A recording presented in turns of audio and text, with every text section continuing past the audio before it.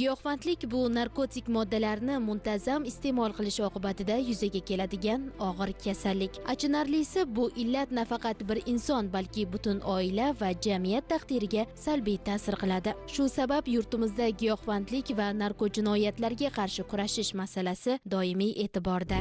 2025-yilning 3-noyabrida Prezidentimizning aholi salomatligi va millat gena fondini giyohvandlik hamda narko jinoyatlardan samarali himoya qilish bo'yicha kompleks chora-tadbirlar to'g'risidagi farmoni qabul qilindi. Mazkur hujjat asosida bir qator vazirlik va idoralarga muhim vazifalar yuklatildi. Jumladan, Sog'liqni saqlash vazirligiga giyohvandlikning oldini olish, erta aniqlash va davolash tizimini takomillashtirish kabi amaliy ishlarni olib borish belgilangan.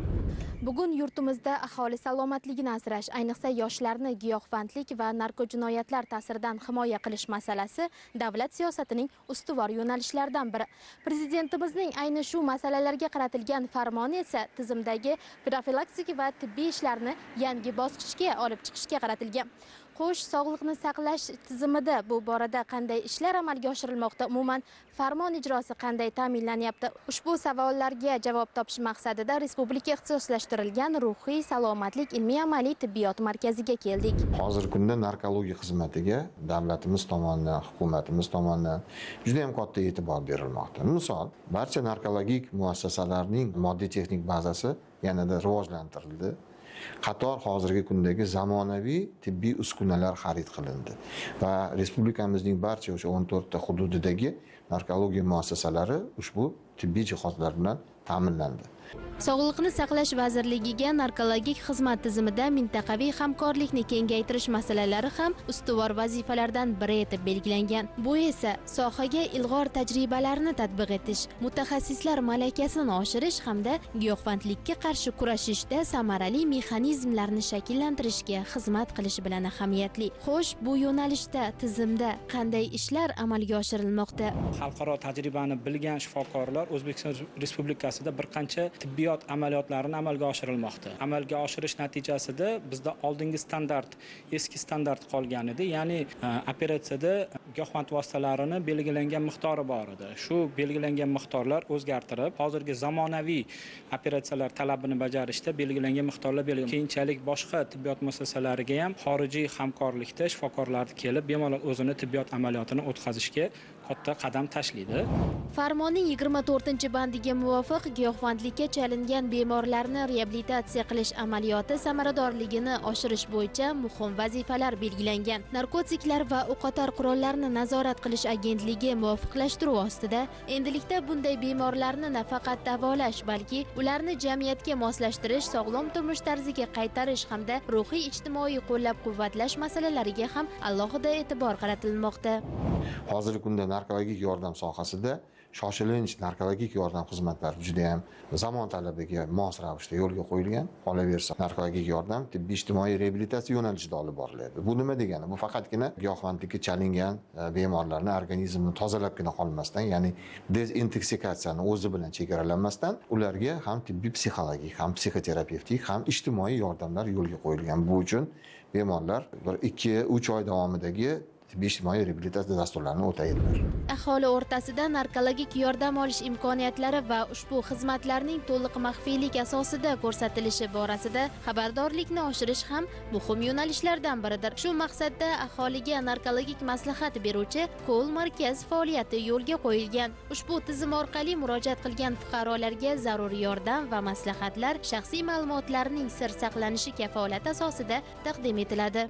Ko'pchilik narkotik moddalarni zararli vosita sifatida tasavvur qilish mumkin, biroq u tibbiyotda keng qo'llaniladi.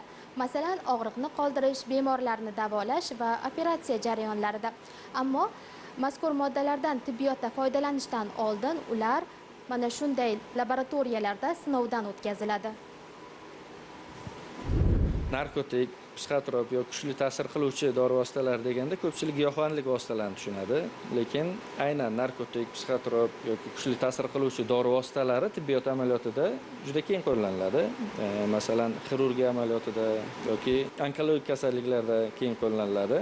Aynan dori vositalari ular psixotrop bo'ladimi yoki kuchli ta'sir qiluvchi bo'ladimi yoki narkotik dori vositalari bo'ladimi?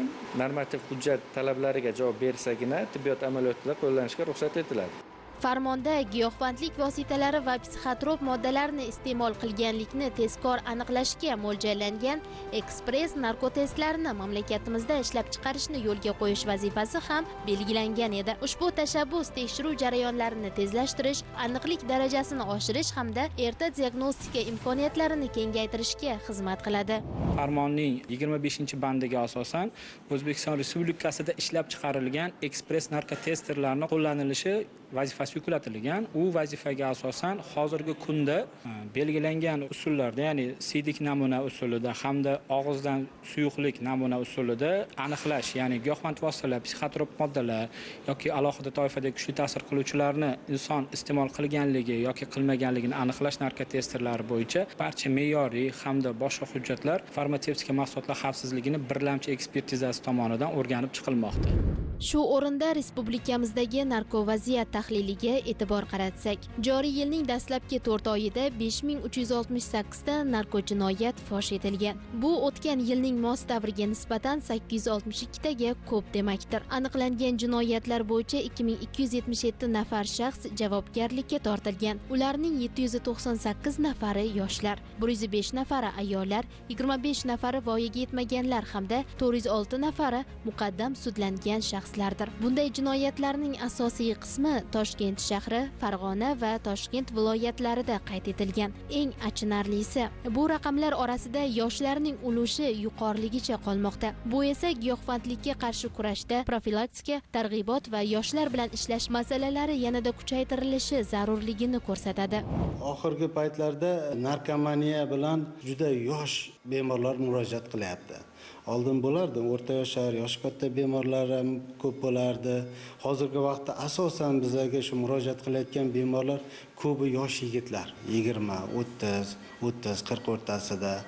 Bular soni ancha ko'paygan. Bizlarda reanimatsion muolajalarimizdan keyin bemor holati yaxshilanib, bo'limda keyinchalik shu 20 kun, 30 kun davom ettiradi. Undan keyin reabilitatsiya muolajalari bor. Ular 2 oygacha davom etadi. Mutaxassislarning ta'kidlashicha, giyohvandlikka qarshi kurashishda profilaktika, tibbiy yordam va targ'ibot ishlarini kuchaytirish ham muhim ahamiyat kasb etadi. Bugungi kunda bu yo'nalishdagi ishlar narkotiklar va o'qotar qurollarni nazorat qilish agentligi muvofiqlashtiruv ostida tegishli vazirlik va idoralar hamkorligida olib borilmoqda. Ijodiy guruhimiz bilan tibbiyot muassasalarining ba'zilarida bo'ldik, mutaxassislar bilan suhbatlashdik. Farmon ijrosi bo'yicha sezilarli natijalarga erishilgan. Bu yo'nalishdagi ishlar mas'ul idoralar ishtirokida davom etadi.